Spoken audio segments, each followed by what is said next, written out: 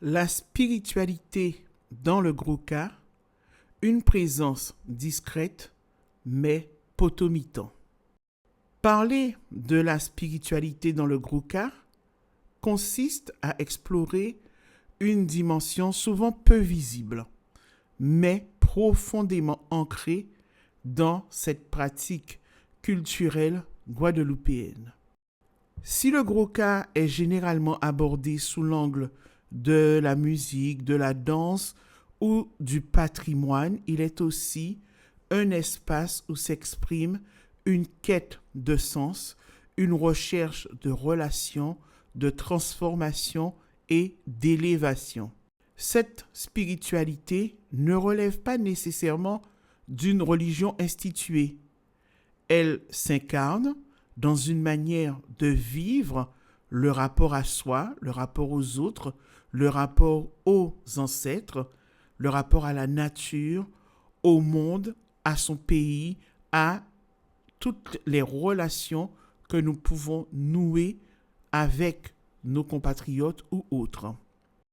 Dans le cercle du lait rose ou du coup de tambour, la spiritualité se manifeste avant tout par la qualité de la présence. Les musiciens, les musiciennes, chanteurs, chanteuses, danseurs, danseuses et le public participent à une expérience collective qui dépasse de loin la simple performance artistique. Chaque personne est appelée à écouter, à ressentir, sentiment, l'esprit là, à ressentir et à répondre aux autres. Cette circulation permanente de l'énergie crée une communion où les individualités s'effacent souvent au profit d'une expérience commune de la formation d'un bloc, d'une expérience partagée ensemble. Le dialogue entre le danseur ou la danseuse et le maquet ou la maquaise illustre parfaitement cette dimension spirituelle.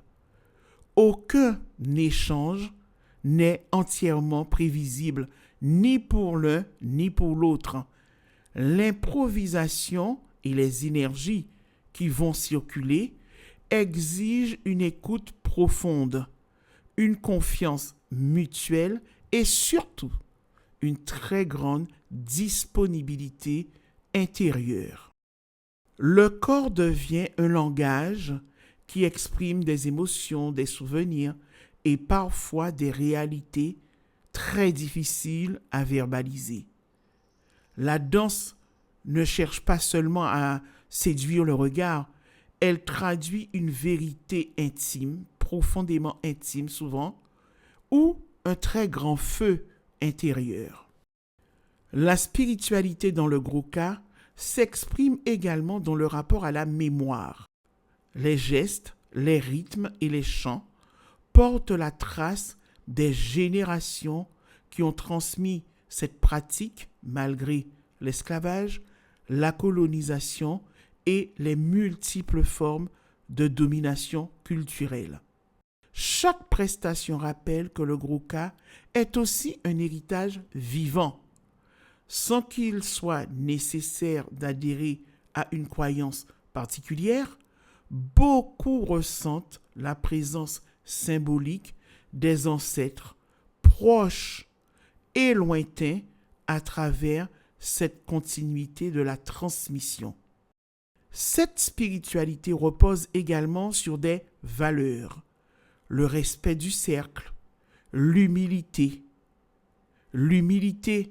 sur le tambour, l'humilité sur le ka, l'humilité en chantant, l'humilité en répondant, parce que répondait aussi phonie, humilité, l'humilité devant les anciens, l'écoute mutuelle des partenaires, la solidarité et le partage constituent des apprentissages essentiels.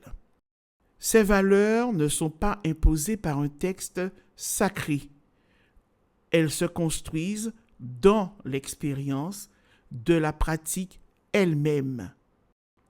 le gros cas devient un espace d'éducation humaine autant qu'un espace d'expression artistique. Et ça, on le voit énormément avec les élèves des écoles de gros cas.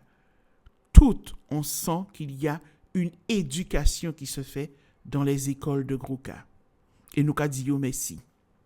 La relation à la nature participe aussi de cette dimension. Il ne faut pas oublier que le cas est fabriqué à partir d'un arbre de bois et de la peau d'un animal qui avait son énergie. Donc, cela rappelle le lien entre l'être humain et son environnement aussi animal. Le rythme du tambour du ka évoque les battements du cœur, le souffle et les cycles de la vie. Il accompagne les émotions individuelles tout en soutenant la dynamique collective. La spiritualité dans le gros cas réside dans sa capacité à transformer les personnes, et cela souvent malgré elles. Beaucoup décrivent un sentiment d'apaisement, de libération, de reconnexion après un coup de tambour, après avoir entendu le cas quelque part. Le gros cas devient alors un espace où les blessures individuelles et collectives peuvent être reconnues, exprimées, dépassées, pensées. Nous qu'à penser en l'eau, bobo, Adam, les roses, Adam coup de tambour, Adam semblé nous qu'a fait, allant tout à tambour, Adam gros cas. Ainsi, on peut dire que la spiritualité dans le gros cas ne renvoie ni au mysticisme, quoiqu'il peut y avoir une part de mysticisme pour ceux qui le veulent, parce que chaque monde a mené croyant d'Isaïo qu'on y vle, mais ne renvoie pas non plus à une religion particulière. La spiritualité dans le gros cas désigne une expérience vécue, fondée sur la relation, la mémoire, la transmission, la recherche d'une harmonie entre l'individu, la personne, la communauté et le monde, tout simplement.